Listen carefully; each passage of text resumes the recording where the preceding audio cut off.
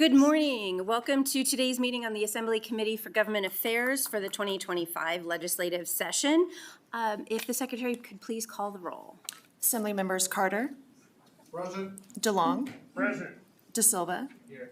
Edgeworth. Present. Flanagan. Here. Gallant. Here. Golding. Here. Gurr. Here. Hunt. Here.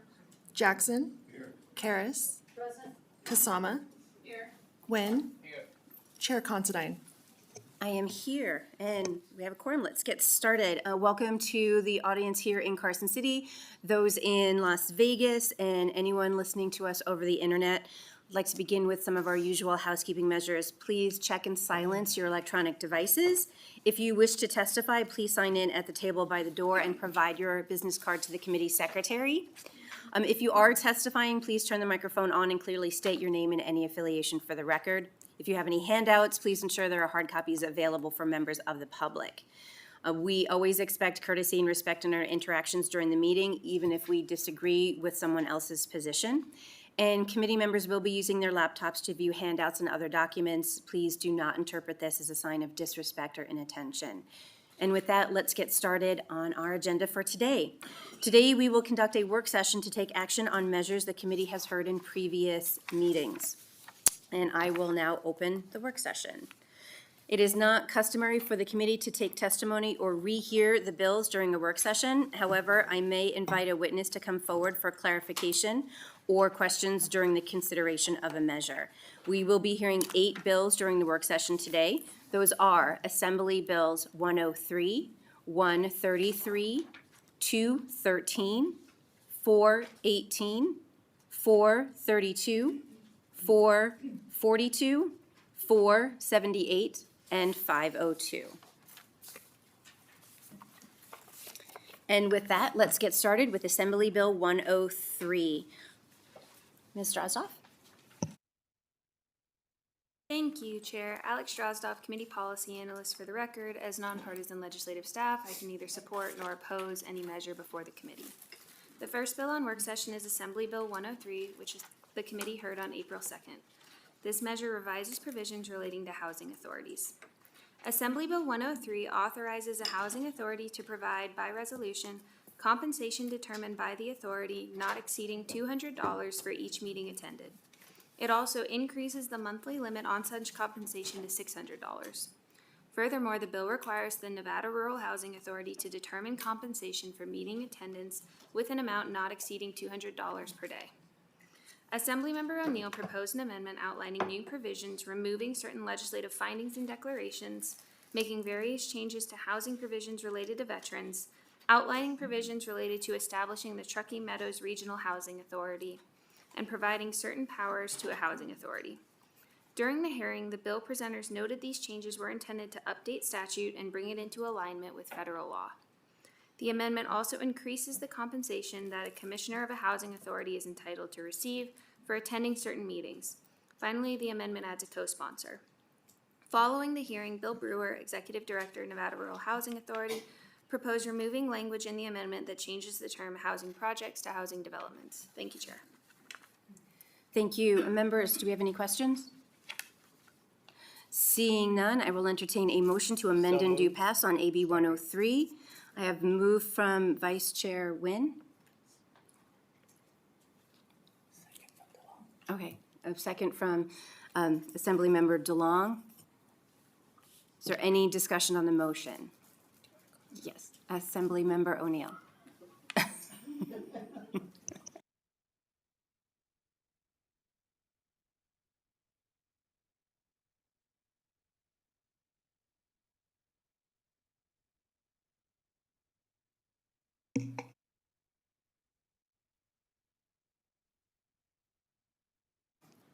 We have different ones up in ways. The first time I've really testified in front of you for a minute. I just need to make a clarification, if I may, Chair. If I heard correctly, and I appreciate, I may not have it, I don't have my glasses with me either, but the comment on the increase should be for 250, not the 200 as it says in the work session. Thank you for the question, Assemblymember O'Neill. So the first part of the reading was the original bill, and then the amendment was read after that. Okay, so it is a, So we do have it in the amendment. The 250 for each meeting is in the amendment, but in the original, we read the original first. okay. Thank you. Thank you. Is there any other questions? Okay. Entertained the motion. Vice Chair Nguyen made the motion. Assemblymember DeLong seconded. And is there any other discussion on the motion? Seeing none, all those in favor say aye. Aye. Any opposed say nay. Okay, motion passes unanimously, and the floor statement will go to Assemblymember O'Neill. Thank you, I appreciate it. No worries. If you want to go to this, next one. Thank you, Chair. Alex Drozdoff for the record. The next bill on work session is Assembly Bill 133, which revises provisions governing public financial administration. The committee heard this measure on March 20th.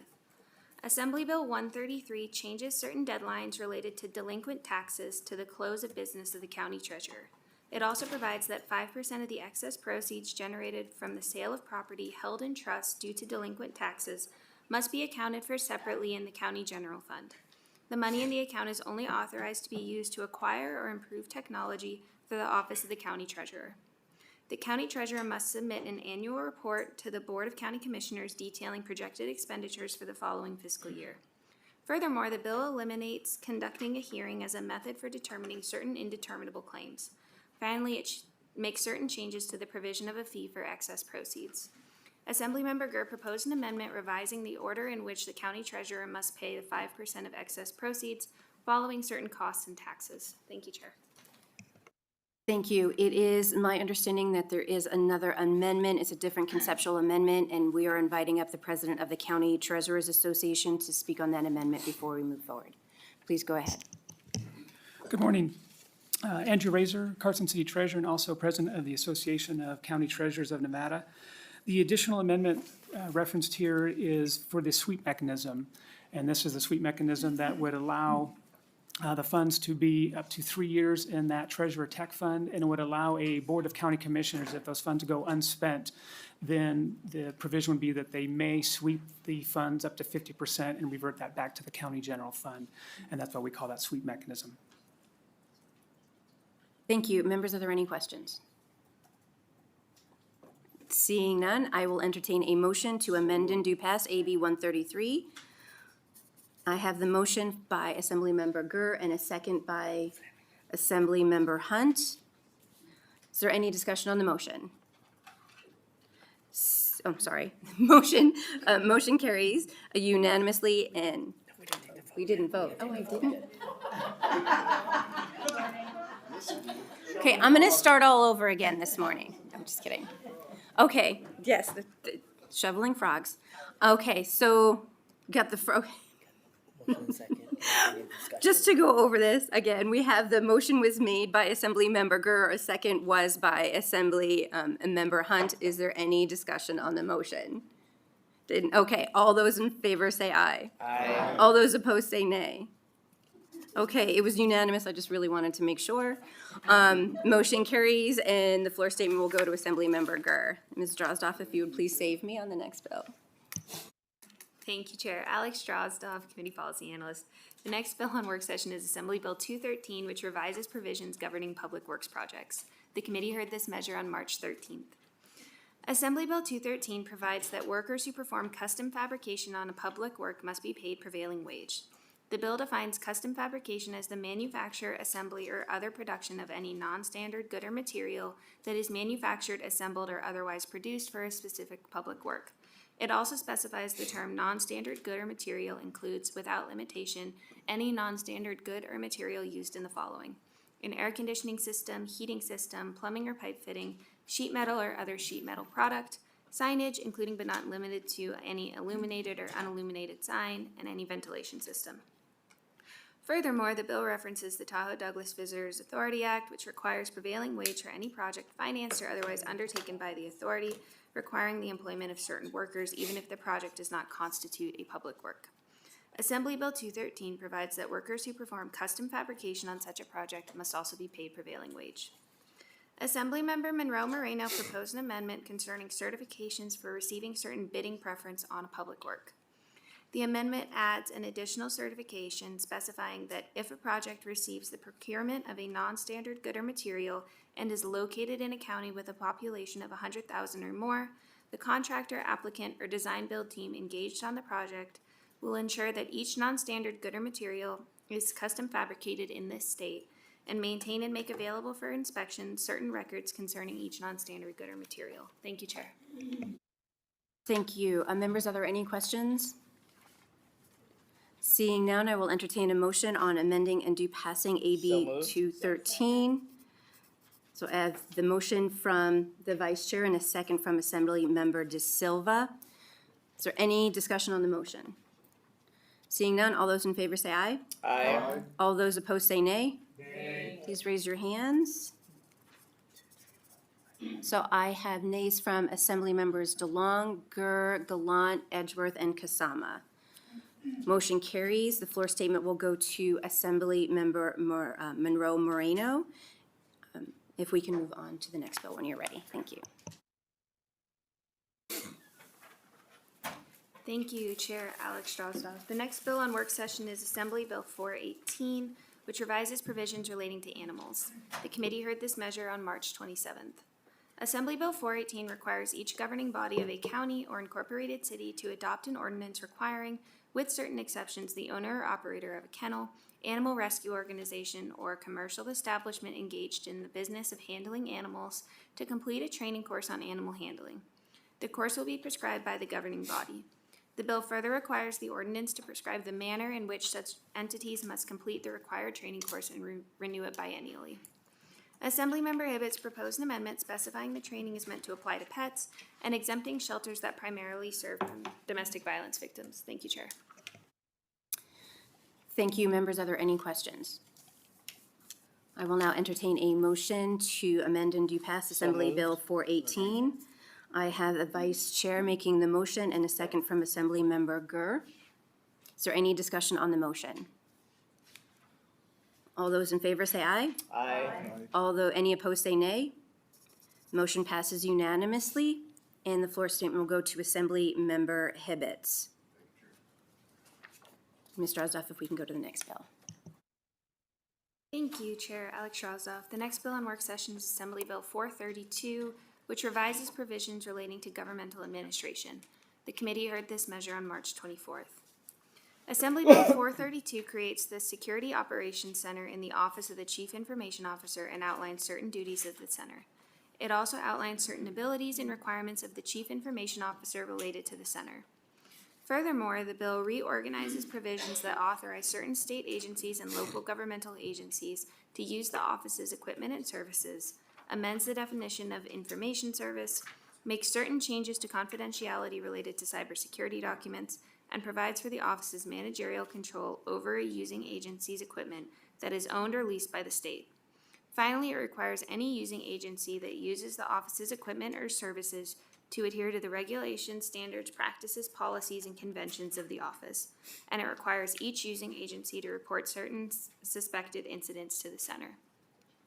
Assemblymember Yurick proposed an amendment making the following changes: removing any other state agency from the list of agencies that may negotiate with the office for its services, limiting language in Section 3 concerning the lack of compliance with cybersecurity policies and protocols to providing that the chief may require certain additional training, revising language concerning the cybersecurity talent pipeline program, including specifying it will be dependent on the availability of dedicated federal grant or other funding sources, revising provisions relating to agency autonomy and fiscal efficiency language, specifying the center shall not assume operational control of any using agency's equipment or software systems, and the standards and policies affecting such systems shall be made available to each agency prior to service and agreed upon in writing, revising provisions concerning the use of the office's services and equipment as well as reporting of certain incidents, revising provisions concerning annual cybersecurity expenses, and adding provisions regarding tribal government protections,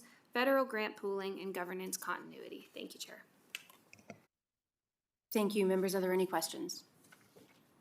Seeing none, I will entertain a motion to amend and do pass on Assembly Bill 432. I have a first from Vice Chair Nguyen. Do I have a second? a second from Assemblymember Gur. Is there any discussion on the motion? Seeing none, all those in favor say aye. Aye. Any opposed say nay. Nay. I have a nay from Assemblymember Carter. Any other nays? Okay, motion passes. The floor statement will go to Assemblymember Urich.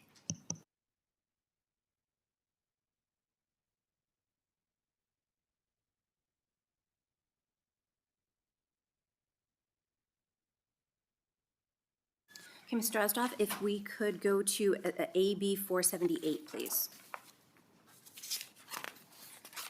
Thank you, Chair. Alex Drozdoff. The next bill in work session is Assembly Bill 478, which revises provisions governing construction times in certain counties and cities.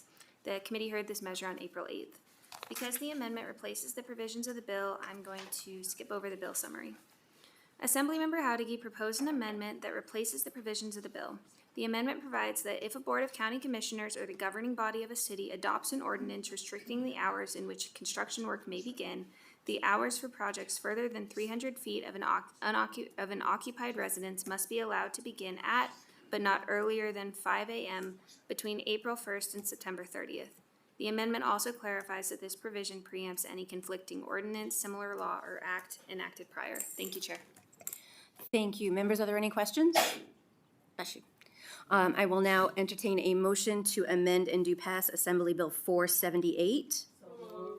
So I have a motion made by Assemblymember Flanagan and a second by Assemblymember Hunt. Is there any discussion on the motion? All those in favor say aye. Aye. Any opposed say nay. Motion passes unanimously, and the floor statement will go to Majority Leader Howdiggy. If we can go on to 502. Thank you. Thank you, Chair. Alex Drozdoff. The next bill on work session is Assembly Bill 502, which revises provisions relating to public works. The committee heard this measure on April 1st. Assembly Bill 502 makes several changes relating to public works compliance and investigation. It removes an exception for not reporting identifying information about a public work, thereby requiring the reporting of such information to the Labor Commissioner. The bill also outlines certain requirements for a public body to request an identifying number with a designation of work, and it outlines certain penalties for failure to comply. Furthermore, the bill limits penalties for certain violations relating to public works and revises the actions the Labor Commissioner may take in response to administrative penalties.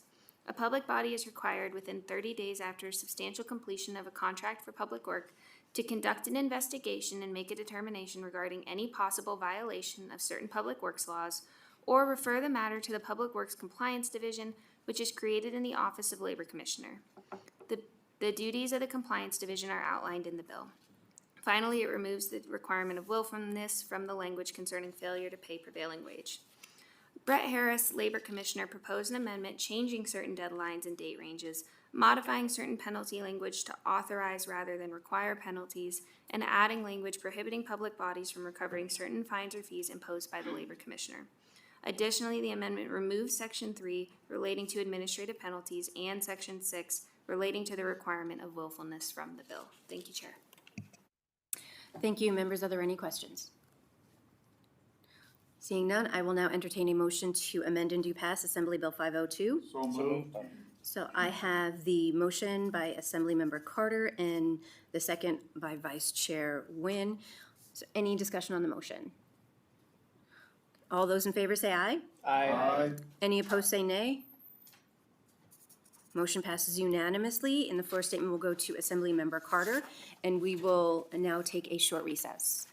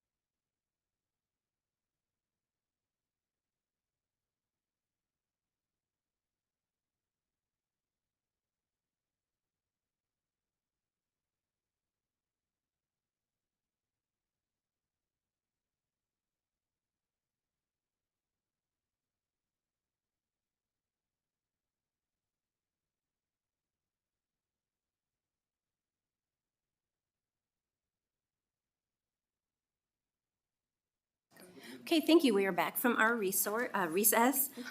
Ms. Drozdoff, if you could go to the final bill on work session, that would be AB 442. Thank you, Chair. Alex Drozdoff. The last bill on work session is Assembly Bill 442, which revises provisions relating to grants. The committee heard this measure on March 28th. Assembly Bill 442 declares it is the policy of the state to make a payment under a grant agreement within 30 calendar days of the following, whichever is later: the date on which the payment becomes due under the agreement, or the date on which the state grant-making entity receives a proper invoice. The policy also provides for making a grant advance to a private nonprofit corporation to facilitate expeditious carrying out of the grant. Additionally, the bill outlines provisions relating to interest accrual and payment, as well as entities liable for interest. It establishes authorizations and requirements for state grant-making entities and private nonprofit corporations relating to invoices, requests for money advances, and expenditure reporting. Assemblymember Watts proposed an amendment simplifying the policy declaration to simply require the state to make a payment under a grant agreement within 30 calendar days. The amendment also adds provisions relating to collecting data to track delayed payments and clarifies provisions relating to interest accrual and advance payments, among other changes. Thank you, Chair. Thank you. Members, I believe there is a point of clarification on the amendment that is supported by the sponsor. If we could ask Miles Dixon from Las Vegas to come up and speak on that clarification. Thank you. Good morning. Miles Dixon, Nevada Grant Lab. Appreciate the chair, the vice chair, and the staff's patience on this. At section 11.4 of the amendment, the language currently reads including but limited to. The intent is actually to have it read including but not limited to. This change was based on input that we've continued to gather from state agencies as well as nonprofit staff to make sure that we are providing flexibility and clarity to all. So again, an error, it should read but not limited to. And as the chair pointed out, we understand that the sponsor is comfortable with that adjustment. And again, our apologies for the error in the drafting. Thank you. Just so that I read this correctly, then section 11.4 would read, the private nonprofit corporation must submit any additional information requested by the state grant-making entity, including but not limited to what is necessary for effective subrecipient risk assessment or monitoring. Yes, that's correct. Okay, thank you. Members, are there any questions? Assemblymember Kasama. Thank you. Thank you, Chair. I will be voting this out of committee with reservation. I like the bill. I think there's concern, particularly during this budget time, regarding the potential interest and penalties to the state and costs that might be incurred by the state. And so at this time, I'll vote it through, but just with reservation. Thank you. Any other questions? Okay, seeing none, I will now entertain a motion to amend and do passed on AB 442. I have a first from Vice Chair Nguyen. Do I have a second? Second. A second from Assemblymember Carter. And is there any discussion on the motion? Assemblymember Edgeworth. Thank you, Chair. I'd like to thank the Assemblymember Watts for bringing this bill forward. I do understand the plight of nonprofits, especially small ones, but like Assemblymember Kasama said, it doesn't feel like this is the year for us to increase financial demands of the state. So I will vote yes, but I'll reserve the right to vote no on the floor. Thank you. Any other discussion? All those in favor, say aye. In favor of amending and do pass, say aye. Any opposed, say nay. Nay. Please raise your hands. I have Assembly Members DeLong, Gurr, and Gallant as nay. Okay, motion carries. The floor statement will go through Assemblymember Watts. Thank you. That does conclude our work session for today, and we will move on to our last item on our agenda, which is public comment. Public comment is not an opportunity to rehear testimony on a bill, and we ask that you please keep your public comment to topics within the jurisdiction of the committee.